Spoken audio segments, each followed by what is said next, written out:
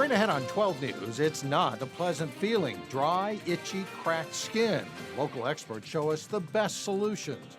Then a busy time for travel agents. It is so cold, people don't want to deal with another long winter like they did last year. But first, dangerous wind chills continue. We put your survival skills to the test. People always say, well, I'm not in a survival situation. You're never in one until you are. 12 News starts right now. The good news, it is warming up. The bad news, it's still plenty cold out there. Hello, everyone. I'm Mike Johnson. And I'm Alexandra Renslow. No, we didn't set any records today in the Northwest Metro, but that hasn't stopped the complaining. Tuesday's low temperature reading was 16 degrees below zero, and you can see why people are cranky. Every day this month, we've been below zero. In fact, through the first 7 days, we're off to the coldest January start since 1979. The extreme cold has local police taking extra precautions. Plymouth officer Scott Kirchner wears 2 layers of clothing under his police uniform. He and fellow officers are also treating traffic accidents with extra urgency. Things like that, we want to make sure that that person, if they don't live nearby or something, that they've got a warm place to sit or be, if they sit in our patrol car or something until we can get them a tow truck or get them jump started and get them on their way again. Kirchner also rode around making sure no kids were standing at the bus stop in case they didn't get the message about Tuesday's school cancellations. The AAA has fielded hundreds of calls coming from stranded motorists over the past day and a half, and reporter Sonia Goen shows us what items you should have in your car if your car breaks down in an isolated area. The woods look like a winter wonderland, but all this beautiful scenery can quickly turn ugly if you're suddenly stranded. People always say, well, I'm not in a survival situation. You're never in one until you are, and then there you are. Kelly Fisher served in the Army for more than 33 years. He now helps to train the Hennepin County Emergency Management Team. I could go out to your car right now and probably find 3 things to improve our chances of survival with what's in your car. Fisher says there's some items you should always keep in your car, like hand warmers and candles. So even in your car, this will provide heat. And a sleeping bag. Some form of sleeping bag. This sleeping bag is rated down to about 20 below. Does that mean that you can spend all night in this at 20 below? No. And you can't go wrong with a roll of duct tape. Duct tape is magic. If you went into the ditch and your car struck something, broke a window, to cover that window up, duct tape. There's a little propane torch. Bottom line, instant heat. A small space blanket is also a necessity. Wrap it around you with the reflective side towards you, the silver towards you. It radiates your heat back on you. Another tool you could use is your rear view mirror. You could use it to signal for help. Planes can see this for miles away. Or you could break it or use it as a cutting device. If you stuff your car in a ditch and it's a matter of survival, cut your seats up, pull this padding out. All that foam rubber, stuff it in your jacket. Stick them in your shoes. Fisher says you can run out of equipment, but never ideas. As long as you keep thinking, you're good to go. Sonia Goins, 12 News. Good thoughts. Kelly Fisher says you should keep these items in your car, even in the summer, because the temperatures do drop at night. So are you tired of the cold yet? Maybe dreaming of a warmer place? Sure, it'll hit the 30s this weekend, but it is still early January. It's not as though this is winter's last hurrah. So what do? For some, it's fly the coop. I mean, really, you can only take so much of this, sprinkled in with a touch or two of this. Beach Day, South Florida, before you're talking to... So you're looking to get out of the cold? Okay, sounds good. Nora Bloom. People don't want to deal with another long winter like they did last year, especially when this one had started off so very cold. All these travel agents are on the phone. What have you got in mind? And it's no coincidence. 3 or 4 inches of snow or a couple days below zero, and we are inundated with calls and emails of people looking to get their winter vacations booked. Top destinations? Think sea and sunshine. The Caribbean, Mexico, and the Mediterranean. It's always in January, February I do this sort of thing. John Combe is trading in his stocking cap for the jungles of Costa Rica and Nicaragua in February. For him, a little south of the border therapy helps in surviving the rest of the winter. Yeah, mental health. Last year I went to Cuba for 2 weeks. People really want that idea of in 4 hours being on a beach, 100 degrees warmer than it is right now. January is always the busiest month at this Maple Grove shop. Okay, thank you so much. But bookings are already up 20% from this time last year. Maybe all it takes is an Arctic blast and a little Facebook envy to fuel the next flight. And if you are looking to snag a good deal on a flight, January and February are typically some of the best times to book. It also helps to have some flexibility on which day you can leave and which day you return. In other news now, charges have been filed in the murder of a young Brooklyn Park man. 22-year-old Devontae Coppage was shot and killed Friday outside a gas station in St. Paul. The criminal complaint says Coppage arranged to buy marijuana when he was fatally shot. Ramsey County prosecutors charged 18-year-old Antonio Seals, who himself suffered a gunshot wound to his arm. According to the complaint, Seals told police that Coppage shot him first. However, investigators believe the bullet in his arm came from the gun used to kill Coppage. Devontae Coppage graduated from Cooper High School. His mother told the Pioneer Press that he has a 9-month-old son and was studying business at North Hennepin Community College. A project that has drawn neighborhood concern is now moving forward in New Hope. A developer is proposing to build a 4-story, 68-unit apartment building called Compass Point at 62nd Avenue and West Broadway. Part of that area has sat vacant for years. A gas station was also torn down there more than a year ago. However, neighbors complained the scope of the project was too big. The Compass Point project will receive tax credits from the Minnesota Housing Finance Agency. The New Hope Planning Commission is expected to review the project next month.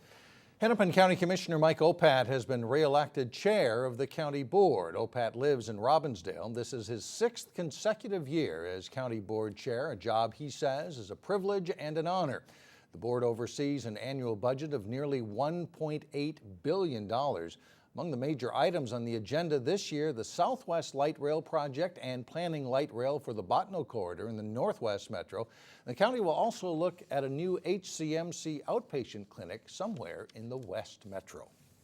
Well, coming up, the side of winter that makes many of us very uncomfortable. We're going to take on itchy, flaky skin up next. Then later in sports, the Park Center girls basketball team is off to a great start. See why they're looking for big things this winter. But first, we're almost there. Still very cold Wednesday, but it gets better on Thursday.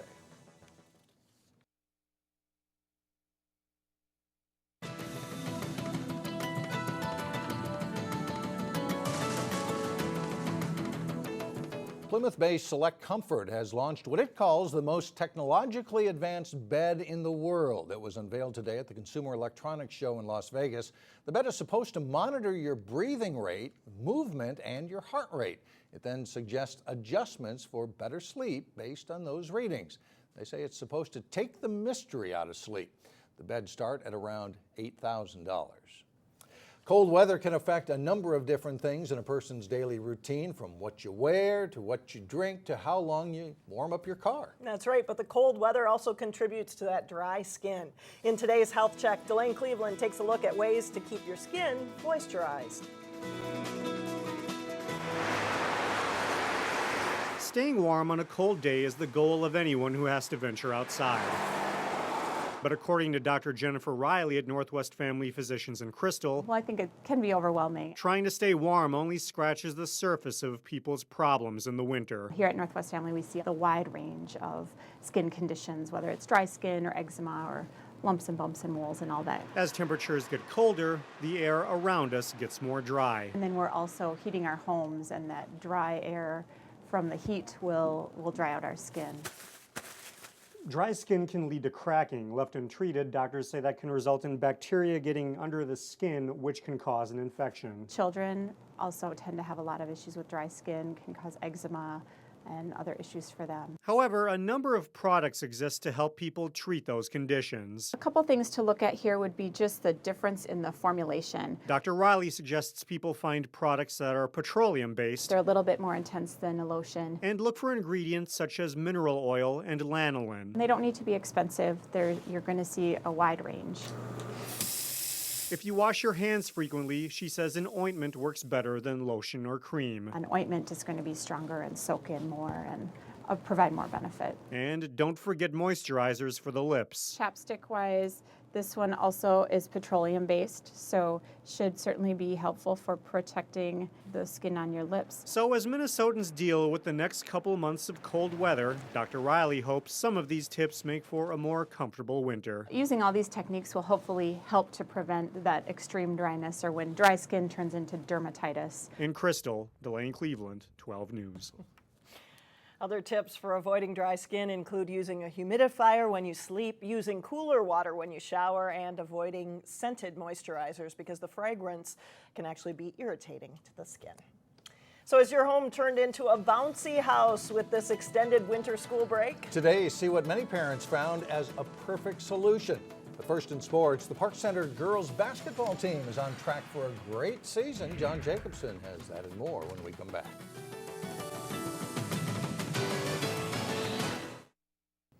John Jacobson with sports now. We start with the girls basketball club where the bar is set pretty high and, so far so good, right? Yeah, a lot of talent on this team, and they've played well up to expectations. Now looking to get back on the court if they can ever get back to school.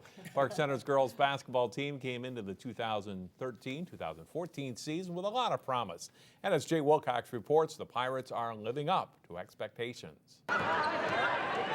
With a 9-2 record and a number 2 ranking in Class 3A, there's a lot to like about the season Park Center's posted so far. I'm really happy with how our team's been playing. We've been all working together really well. I say up until this point exceeded my expectations. I didn't know if we could be this good this early.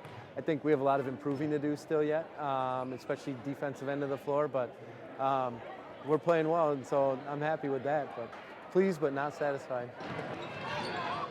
It's a good mix of ages on this team too, meaning the Pirates should be good for years to come. Senior and Wisconsin recruit Kayla McMorris is one of the state's top players, averaging 20.8 points and 7.8 rebounds. But she's one of just 2 seniors. Junior McKenna DuBois is another strong player, and freshman Michaela Hayes at 11 points per game leads a very strong group of 9th graders that's contributing a lot already. Park Center went 2-1 against very tough competition in a tournament at St. Olaf over the holiday break, boosting their confidence level. Very happy with how we played there. At St. Olaf, we beat Lakeville North, who's a really good team, ranked in the state, obviously. Eastview, tie game with a minute left. We lost that one by 4, but they're number 1 in the state. And then Egan, we played really well against them as well and won that one too. So I was really impressed with the way we played. Park Center is currently 2nd in the Northwest Suburban Conference behind Centennial, the only league team to beat them. But the real target is De La Salle at playoff time. The Islanders have eliminated the Pirates in the Section 3 3A final for 3 straight seasons. They hope to change that in 2014. Jay Wilcox, 12 Sports. Kayla McMorris did miss Park Center's win over Blaine with an injury, but isn't expected to be out much longer. Park Center's game that was scheduled for Tuesday night at Andover has been postponed. They'll take on Champlin Park next Tuesday, January 14th. Wayzata's boys hockey team will skate after its 8th straight win Thursday when the Trojans play at Hill Murray. On this week's Sports Jam show on Channel 12, we meet the Sorensen brothers. Here's a clip from that story. It's taken a while, but Jack and Hank Sorensen are last on the same hockey team. Number 21, Jack, is a senior. Hank, number 23, is a freshman. The 3-year age difference meant the two were always at different levels in youth hockey. But when the younger Sorensen made the Wayzata varsity team out of tryouts, the two were finally teammates. It's been fun. I've never played on a team with them before growing up, and it's been interesting, but we've kind of just stayed our separate ways and let the coaches coach us, not coach each other, and stay out of conflict with each other. That's been the main goal. It's been really fun, not having to have my parents drive me to hockey practice. I get to ride with my brother. That's kind of different, and I like it. I know I talked to him early in the season, and Jack was pretty excited about being able to be a leader on the team with his young brother there. I know they're really close brothers. You see a lot of pictures of them growing up, playing hockey and stuff like that. Jack is a 3-year forward for Wayzata who has netted 10 goals so far this season. Hank is a stay-at-home defenseman and plays a regular shift for Wayzata as well. They each have good skills. You can catch the rest of the Sorensen Brothers story and much more this week on Sports Jam. It's on through Wednesday at 3:30, 6:30, and 9:30 p.m. And Mike and Alex, a couple of other quick notes. All games for tonight, Tuesday, are off because of the weather and no school. One exception, though, Heritage Christian Academy boys basketball team playing down at Southwest Christian in Chaska, so they're toughing it out. And also, Wayzata graduate, the University of Minnesota freshman Ben Lauer plays in the Gopher football team, named to the College Football Writers All-American team for freshmen. Congratulations to him. Yeah. Thanks a lot, John. If your kids are bouncing off the walls at home, you are not alone, but no need to pull your hair out. No, we'll take you to a place in Plymouth where bouncing off the walls is actually encouraged.